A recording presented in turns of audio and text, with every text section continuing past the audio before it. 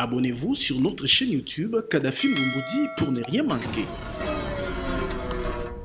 On est là pour la proposition de loi portant révision de la loi électorale qui a été initiée par le G13, qui a été présentée à la plénière de l'Assemblée nationale il y a quelques jours et dont le débat va démarrer dans les jours qui suivent. Le G13 a voulu rencontrer le bureau de l'Assemblée nationale pour apporter son soutien au bureau sur la méthodologie la plus appropriée pour l'examen et le débat de cette proposition de loi qui, comme vous le savez, est un texte majeur pour la préparation des élections prévues en 2023, l'année prochaine. Il est important de souligner que la proposition de loi déposée par le G13 est elle-même le produit d'un large consensus. Parce que le G13, rappelez-vous, avait pris le bâton de pèlerin, avait rencontré toutes les couches sociales, tous les acteurs politiques, tous les regroupements politiques qui avaient bien voulu discuter avec nous. C'est les points convergents de ces discussions qui se retrouvent dans cette proposition de loi. Mais aujourd'hui, le texte est à l'Assemblée. Aujourd'hui, c'est un débat parlementaire. C'est au sein de l'Assemblée que ce débat va avoir lieu. Et bien sûr, une loi électorale, comme aime bien le rappeler le professeur Njoli qui est à mes côtés, c'est une loi d'arbitrage, c'est une loi qui fixe les grandes règles du choix des animateurs des institutions politiques. Cette loi a donc besoin d'un plus large consensus, comme nous n'avons cessé de le dire, et c'est la raison pour laquelle nous avons salué, nous G13, nous avons salué la position prise par le président de l'Assemblée nationale, qui, le jeudi dernier, lors de la présentation de cette proposition de loi, a proposé une méthodologie permettant d'avoir un débat apaisé et un débat éclairé qui permettra aussi aux citoyens congolais qui nous suivent, qui vont suivre ce débat, de comprendre les grandes innovations qui sont proposées dans ce texte. La matière qui nous concerne, c'est la proposition de loi du G13. La proposition de loi du G13 n'a rien à voir avec une quelconque pétition. Cette proposition de loi touche à la préparation des élections de 2023. N'oubliez pas d'ailleurs que pour que les Congolais aillent voter en 2023, il y a beaucoup de travail qui doit être fait. Et le gros de ce travail va être fait ici au Parlement. On a eu la CENI.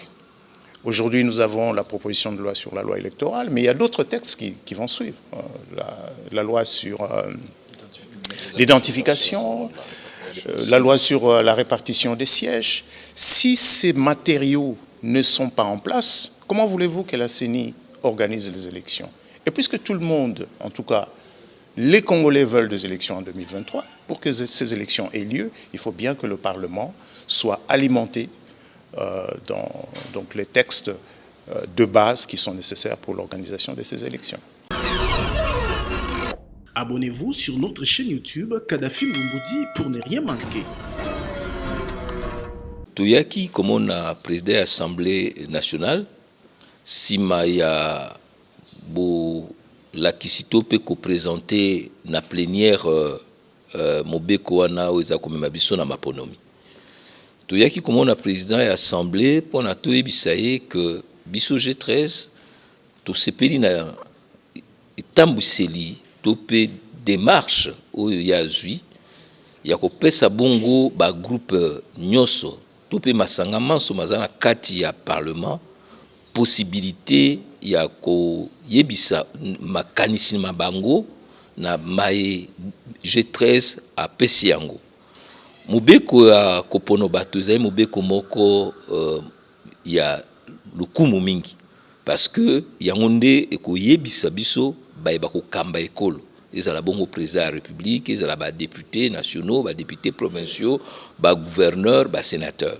Donc ezala mobeko moko esengei bana mboka banso baloba oyo baza kokanisa yango wana toyebisaki ke biso tokozala nsima na ye ba groupe parlementaire ezali kopesa makanisi na bango ba groupe mosusu pe lokola ba sango lokola société civile lokola ba mama baimboka banso bapesa makanisi na bango na kimia mpo na tozwa mobeko muye mokopesa biso ndingisa ya kozwa bongo maponomi na mbula eza ekoya. Abonnez-vous sur notre chaîne YouTube Kadhafi Moumoudi pour ne rien manquer.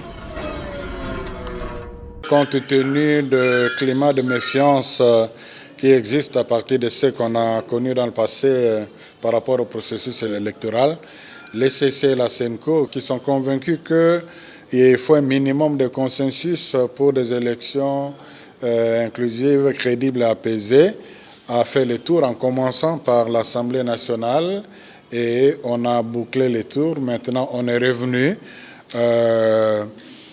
pour échanger avec le président de l'Assemblée là-dessus. Nous avons été édifiés de l'ouverture qu'il donne par rapport à la loi électorale. Et je pense que par rapport à cela, s'il y a des cahiers de charges, s'il y a des gens qui pensent qu'on peut se retrouver dans un contexte pour chercher un contexte dans ce cadre-là, c'est faisable. Mais il dit que ce n'est pas de sa compétence de sortir de ce cadre de la loi par rapport à d'autres revendications. Nous continuons à réfléchir et nous ne sommes que des mandatés. Nous allons réfléchir et puis on verra la suite. Le consensus, ce n'est pas à nous de l'obtenir, c'est à la classe politique de l'obtenir.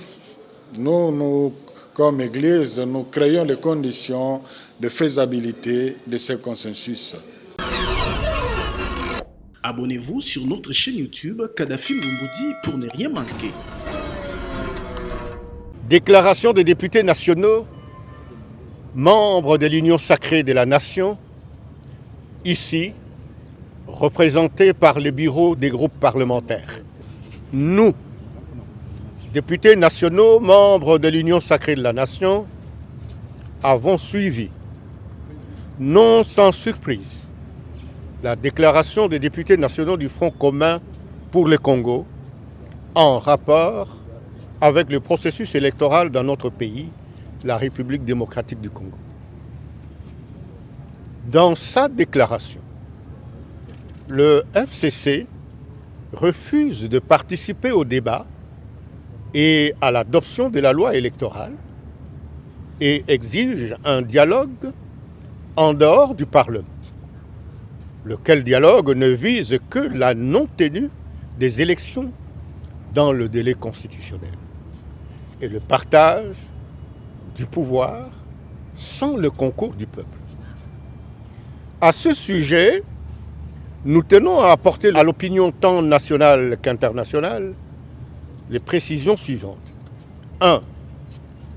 L'union sacrée de la nation s'inscrit dans le schéma constitutionnel et ne peut compromettre les valeurs démocratiques pour lesquelles elle s'est battue et séparée du FCC et auxquelles elle demeure fermement attachée. Elle réaffirme l'engagement ainsi que la détermination du président de la République, chef de l'État, son Excellence Félix Antoine Tshisekedi Tshilombo, maintes fois réitéré pour l'organisation de meilleures élections que le pays n'a jamais connues en 3 cycles, c'est-à-dire des élections crédibles, inclusives, transparentes et apaisées, et ce, conformément à la Constitution, aux lois pertinentes et aux bonnes pratiques en la matière. 2. Il y a lieu de relever que la loi électorale actuellement en vigueur est un héritage du FCC seul, alors que la proposition de sa modification actuellement en discussion à l'Assemblée nationale n'est pas l'œuvre de l'Union sacrée, mais plutôt celle de l'opposition à l'époque où FCC et CACH étaient en coalition. En effet, l'attitude actuelle du FCC est malhonnête et vise à tromper l'opinion sur les motivations cachées. 3. Abonnez-vous sur notre chaîne YouTube Kadhafi Moumoudi pour ne rien manquer. La motion incidentielle que nous avons soulevée ce matin, cet après-midi, consiste tout simplement à respecter notre règlement intérieur ainsi que la constitution de notre pays. Si vous lisez la constitution à son article 110 et puis les règlements intérieurs à son article 95.6, il est bien mentionné que le député est appelé à siéger pendant plus ou moins un tiers des séances est réservées aux activités parlementaires. On peut siéger à plénière, on peut siéger dans la commission ou dans la sous-commission.